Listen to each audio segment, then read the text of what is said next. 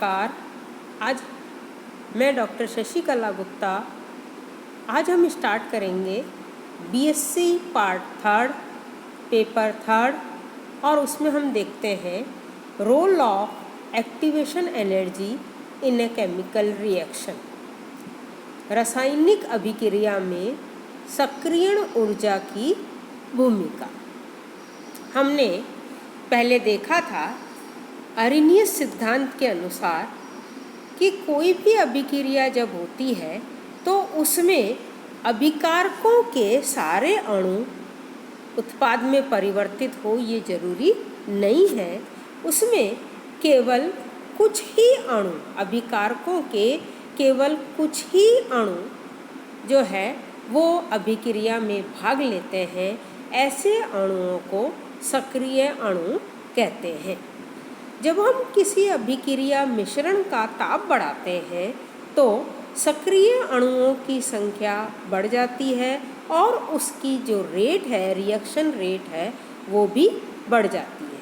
हम इस चीज़ को कोलिजन थ्योरी के बेस पर एक्सप्लेन कर सकते हैं। टक्कर सिद्धांत जो हमने पहले पढ़ा था, और हमने ये पढ़ा था कि टक्कर सिद्धांत के लिए दो चीज़ें प्रमुख रूप से आवश्यक है। एक तो उनके पास पर्याप्त ऊर्जा हो, दूसरा वो सही दिशा में टकराएं, यानी उनका जो ओरिएंटेशन हो वो सही हो, तभी वो उत्पाद में परिवर्तित हो सकता है। तो यहाँ पर टक्कर सिद्धांत में हम ये कहें कि जो भी अभिकारक अभिक्रिया में भाग ले रहे हैं वो आपस में टकराएं और उपयुक्त दिशा में टकराएं, तो वह न्यूनतम ऊर्जा जो अणु के साथ होने पर उनकी परस्पर टक्करें रासायनिक क्रिया में फलीभूत हो जाती है, देहली एनर्जी कहलाती है, जिसे हम थ्रेशोल्ड एनर्जी कहते हैं। वह आधिक्य ऊर्जा जो देहली ऊर्जा से कम ऊर्जा रखने वाले अभिकारक अणुओं को प्राप्त करनी पड़ती है ताकि वे परस्पर टक्कर करके उत्पाद दे सके, सक्रियण ऊर्जा कहलाती है। और इससे भी कम ऊर्जा अगर कोई अभिकारक अणु रखते हैं तो फिर वो अभिकारक उत्पाद में परिवर्तित नहीं होंगे। ऐसे अणु जो कि इन सक्रियण ऊर्जा से भी कम ऊर्जा रखते हैं वो उत्पाद में परिवर्तित नहीं होंगे। हम यूँ कह सकते हैं कि जो देहली ऊर्जा है उस देहली ऊर्जा का मान जो सामान्य ऊर्जा रखने वाले अणु हैं उससे ज़्यादा होती है, और हम ये रिलेशन रख सकते हैं कि सक्रियण ऊर्जा इज़ इक्वल टू देहली ऊर्जा माइनस सामान्य अणुओं की ऊर्जा।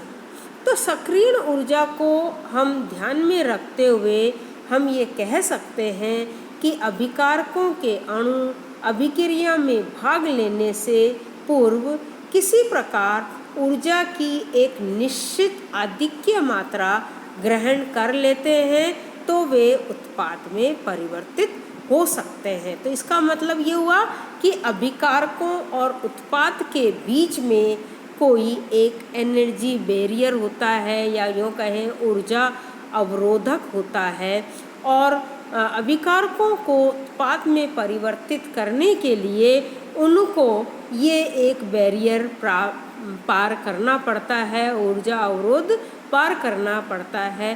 तो ऐसी इसे हम दो घाटियों जिनके मध्य एक पहाड़ हो के उदाहरण से हम समझ सकते हैं। जिस प्रकार किसी व्यक्ति को एक से दूसरी घाटी पर जाने के लिए पहाड़ पर चढ़ना पड़ता है, ठीक इसी प्रकार से अभिकारकों को उत्पाद में परिवर्तित होने के लिए उस ऊर्जा अवरोध तक पहले पहुंचना होता है और फिर वो उत्पाद में परिवर्तित होता है। तो इसके लिए हम एक एग्जाम्पल लेते हैं कि नाइट्रोजन और हाइड्रोजन की अभिक्रिया से अमोनिया बनता है। इसके लिए आप यहाँ पर एक डायग्राम देख रहे हैं। ये डायग्राम है energy of the system versus reaction coordinates. ये डायग्राम आप देख रहे हैं।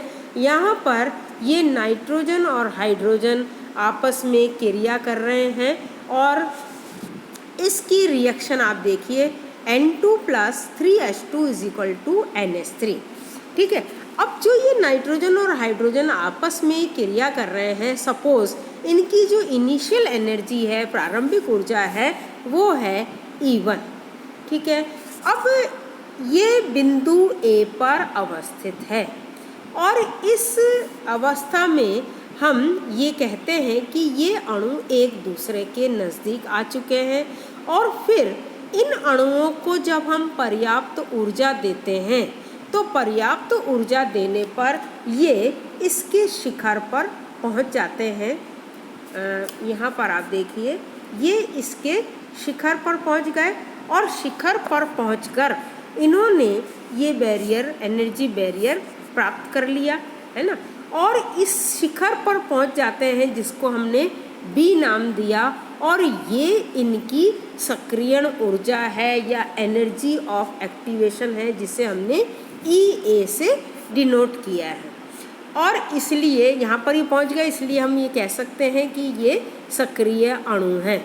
और फिर उसके बाद ये क्योंकि अणु इनमें इस अवस्था में पहुँच गए तो इसमें तनाव हो जाता है और उसकी वजह से इनके कुछ बंध कमज़ोर होते हैं, पुराने बंध टूटते हैं, नए बंध बनते हैं और उसके परिणाम स्वरूप इनमें ये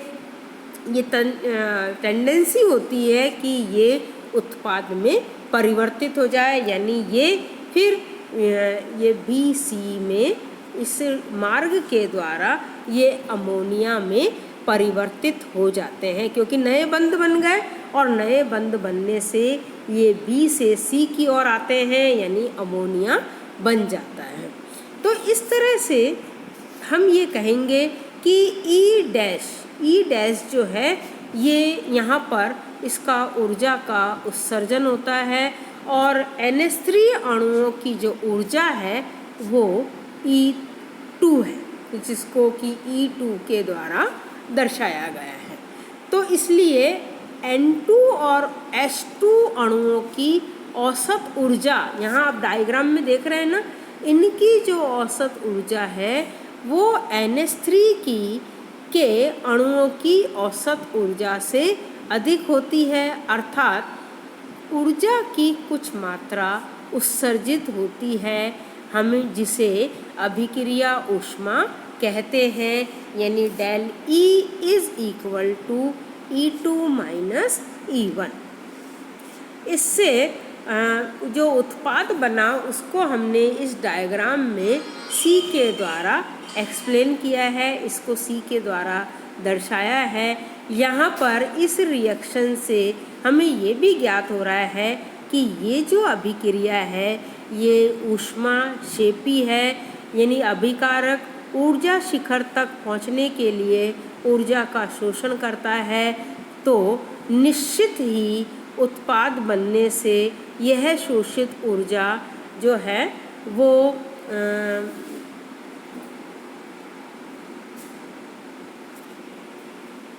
शोषित ऊर्जा होगी, यानी E' is greater than EA।